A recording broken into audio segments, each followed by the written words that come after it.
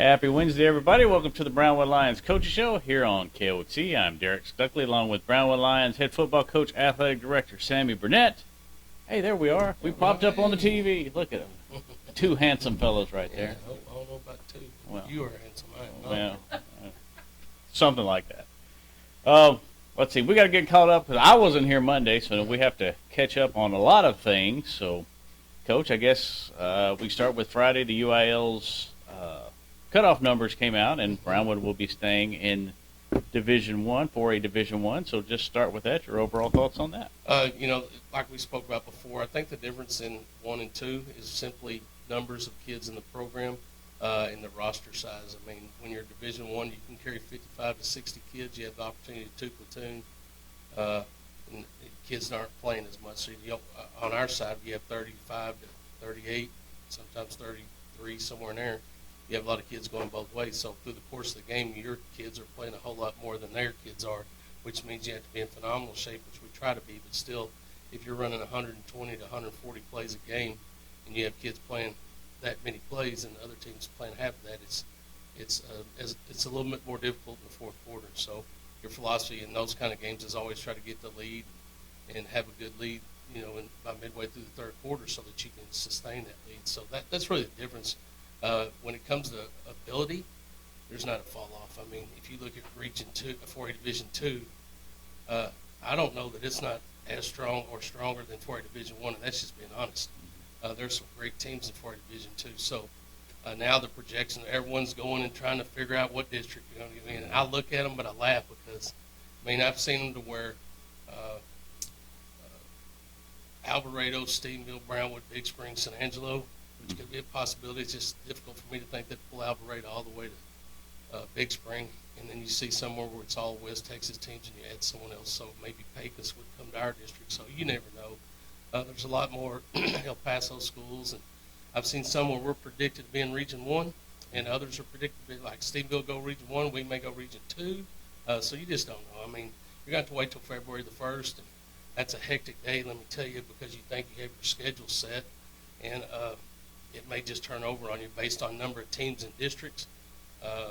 So I really try not to scrimmage anybody that could possibly be in our district so that I don't have to worry about those preseason games. But if you have a week 4 or week 5 and all of a sudden those teams are in bigger districts, now you got to scramble and find games because they don't need a week 5 or 6. If you happen to be in a big district, you lose some of those games, which hurts the other team, doesn't hurt you as much. So for us, it's to try to find someone that will play you, number one, and number two, it's try to schedule those games to where you don't have conflicts with whatever the districts turn out to be. So our schedule right now looks like this. Confirmed Wiley week 1.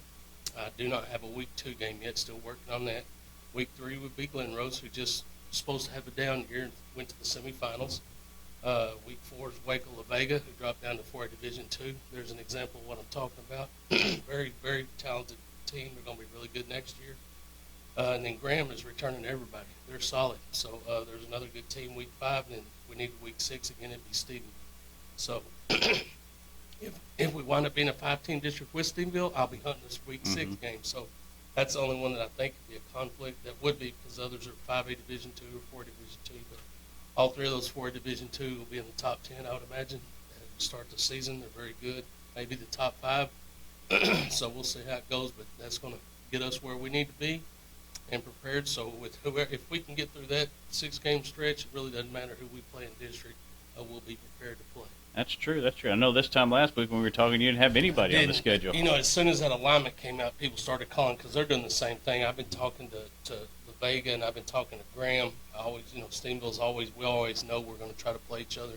But as soon as those alignments came out and they realized that we stayed up, because there was a chance that we'd be in there with Graham and Glen Rose. As soon as we didn't drop down to 4A Division 2, Wiley called because he doesn't want to play a 4A Division 2 if he's a 5A Division 2, so that doesn't look good on him. So I got to confirm those games pretty quick. Do you have any thoughts on the theory that the cutoff number was where it was to have Brownwood in Region 1 to have the right number of teams out there? I think that's part of it, but I think you have some teams that drop down from 5A Division 2 that are going to be in 4A Division 1 that are going to skew that as well. So looking at, Aubrey came up from 4A Division 2, which stayed west. And then you have some Dallas schools that drop down, so they have to. You always want to look at your little area, but you got to look at 3 and 4 as well, which I'm not near as familiar with 3 and 4. It's been a long time since I've been that way. You got to look at how the way those numbers work. So we were 3 away, but it's like I said, Lord always has a plan. He has us right where He wants us, and we'll do what we do. If you'd have told me a month, 2 months ago that there's a chance that we'd drop down to 4 Division II, I'd have said no way. But when I started looking at the numbers, then you start thinking, well, shoot, you may be there. Well, we missed it by 3, so we're where I thought we were going to be anyway. So we're just going to keep grinding in off season and get prepared for the next year, start developing leaders and a work ethic, and see what we can do to get people ready to go by next year. Yeah, I think that was the main thing. Is it kind of came out of nowhere that we may be Division II, and then kind of a little panic for no reason in the long run. That's right, and that's why I don't really worry about it too much. I love looking at what people think they know, and then they realize they don't know what they know, because I told you before, UIL knows what they're doing, and they do not let information out. For us, looking into off season, for the football players, basketball and track and soccer and all them are already going on. They're doing their thing.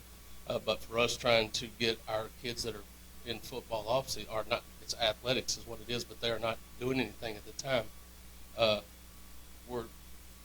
plus is we plan on breaking ground on that indoor late January, early February, so we're going to have to transition and move things to the junior high to where we have a place to work out, and our kids are going to have to get there in the mornings and be ready to work out. We got to get them out way so they can get home and shower and get to school, and so that's going to be different. What we do during fifth period, we'll probably try to do our track workout during fifth period because we don't have a facility to do anything else in, so we can go out there and do our track, which will also help with our baseballs and softballs and soccers and all those people that are doing dual sports. It gives them a chance to be able to get that done and get to the practice after school. So it's a lot on our plate for our kids, but they're resilient.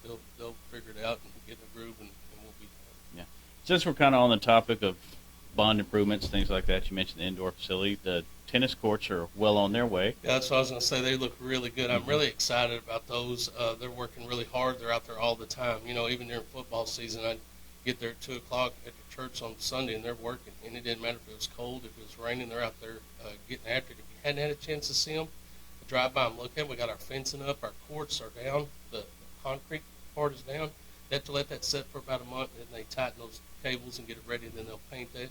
Like I said, they got the fencing up, and we went with more of a slat look on the chain link, which are pieces that slide in or for wind barrier. They're a whole lot better than just windscreen. Windscreens get old. They constantly tear. You're always having to try to repair those. They don't last real long. And there's not really a big difference. I think you can see more through the slats than you can through the windscreen.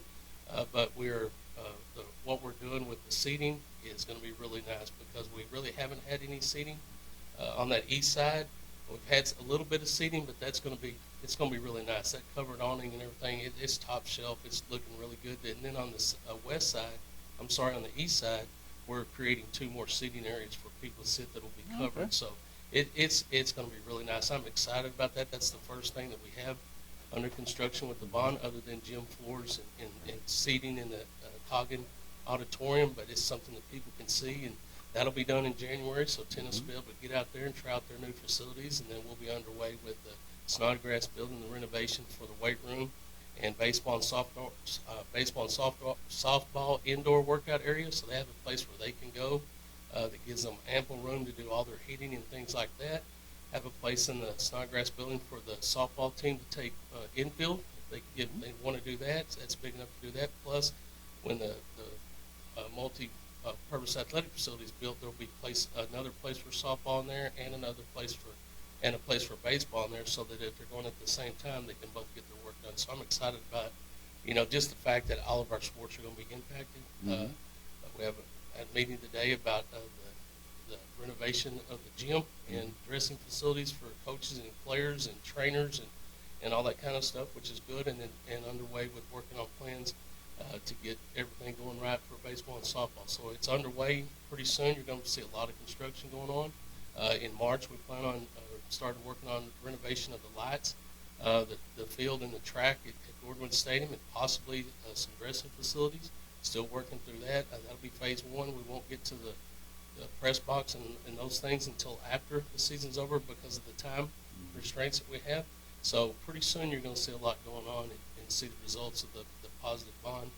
We're really excited about it, and hopefully by 2025 school year we'll have everything completed and everybody be off and running.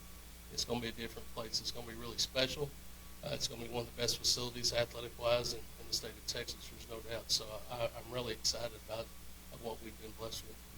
A lot of stuff on the field, a lot of stuff on the court, a lot of stuff behind the scenes going on That's right now. Exactly right. So what else we have going on these days, Coach? Let's go back just a little bit. We had some results. Our basketball team girls went over to Burnett. They weren't successful in that game. Got to talk to Coach Schwartz. They're just right now their shooting percentage is down. They're not hitting some of those shots that they feel they should be. They sort of got in a slump. And we just talked about, doesn't matter what sport you're playing, baseball, softball, football, soccer, it doesn't matter. You're going to go through high spots and you're going to go through low spots. You go out one day and shoot lights out, have a great percentage. The next day you couldn't hit water if you fell out of a boat, and that's in every sport. Yeah. So they're going through a little low spot, but they're working really hard. I know they'll get through that. Our boys were victorious last night in Salado, so they're getting a little streak going. They were successful 65 to 53. Talked to Coach Parker yesterday about Salado, and he said they're a really good basketball team, had a really good perimeter shooter, liked to shoot from the perimeter, gave them an opportunity to work on their zone defense. He really likes to play a lot of man, but gave them an opportunity to work on their zone. Excuse me, and they were successful at that. On the soccer side, we're kicking off our scrimmage season. The girls scrimmaged Alvarado last week, and Coach Musqueda Walker was very excited about the girls and what they did. And then they scrimmaged yesterday against Abilene Cooper. So I don't have the results of that. I didn't get those today. And Coach Westerman and the boys hosted Wiley and had a little practice soccer round last night at Brownwood Stadium. So everything's underway for them for the rest of the week. We got basketball at Abilene at 4 o'clock. We got the girls hosting Springtown starting at 3:45 at Warren Gym on Friday, and then our girls soccer team will host Abilene Wiley. So got it going on for the rest of the week. Yeah, I think boys basketball, I think what really helped them last week with all the football guys coming over was having the tournament over in Brady and getting a bunch of games in. Yeah, they got a lot of games in. And, talked to a couple of them. They're not frustrated, them being the guys that have just moved over to basketball. And just a little rusty. Some talking about touch, just not having touch around the rim and just getting the feel of it, getting in the groove. And it won't take long for them. They work really hard, and they spend a lot of time in there. They do a lot of shooting, so I don't think it'll take them too long to get to where they feel like they're playing at their A game. But for them to get wins right now and mesh in with the guys that already been going and finding their way, I think it's positive that they're coming out victorious. So congratulations to Coach Parker and what they're doing. And then a couple of weeks away from the Holiday Classic, and we'll have basketball games all over the place. Yeah, and there's a lot of teams, too, a lot more than we've had in the past. So you got, 3 days of basketball, and you can, I think, what does that start, 27th, 28th, yeah. And after you eat a little Christmas dinner and open some gifts and be thankful for the blessings we have, and while we celebrate Christmas, you can go out and watch a little basketball. You can sit out there all day long and watch basketball. Yeah, I think there's, games at the Coliseum, both gyms at the high school, middle school, so there's basketball everywhere. Basketball everywhere. 48 teams and 90-something games, I think. Well, so that's a lot of basketball to get. That's 30 games a day. Yeah, I'll be in some gym somewhere. I'll see you somewhere, for the next, those 3 days. Anything else we need to talk about today, Coach? I think we hit it all. Let's thank those sponsors that give us an opportunity to do this. Auto Glass Magic, Brunner Auto Group, Syntex Body and Paint, Syntex Equipment Sales, Citizens National Bank, Dan Hill Container, Dr. Von Young, Dr. Pepper Bottling Company, Edward Jones Investments, Hendrick Medical, Howie Enterprises, Humphrey Pete's, Heartland Funeral Home, Landmark Admin, MC Bank, Painter Johnson Associates, Smith & Sharp Agency, Sonic Drive, and Stanley Chrysler, Texas Bank, Weldon Wilson Electric, Western Bank, with his T's. All right, we will be back here Monday on the Brownwood Lions Coaches Show on KOXE, KOXE.com, and the KOXE app. Before we go, if you're a Cowboy fan, you got to thank me. Oh yeah, I saw that you made an appearance. I don't go to a Cowboy game that they don't win. Yeah. And it's just been fortunate that way. Well, of course, as you know, one of my real good friends, Dr. Von Young, is a season ticket holder. His father was a season ticket holder. He's had season tickets forever. And when I have an opportunity that I'm off, that he has a ticket available, he always offers me an opportunity to go with him. So I was blessed to get to do that. go to the game. They do a tailgate deal with some friends that were friends of his father's. A couple of them came to the Brownwood game and watched us play against Springtown, so I got to thank them for coming to the game, so that was enjoyable. I ate a hamburger and then went to the stadium, and then the Cowboys just got after those Eagles. So you're welcome, Cowboys fans. We need to get you to a playoff game. I'm in. Let's get it figured Second out. round playoff Let's game. get it figured out. While you mentioned Cowboy Stadium, while we're still here, 4A Division I championship, Anna and Chapel Hill. Who do you see winning that game? Chapel Hill. All right. I'll be there to watch it. All right. Well, you heard it from the man here, Mr. Prediction, right here. That's right. All right. Well, we will see y'all next week. Have a great day, Brownwood.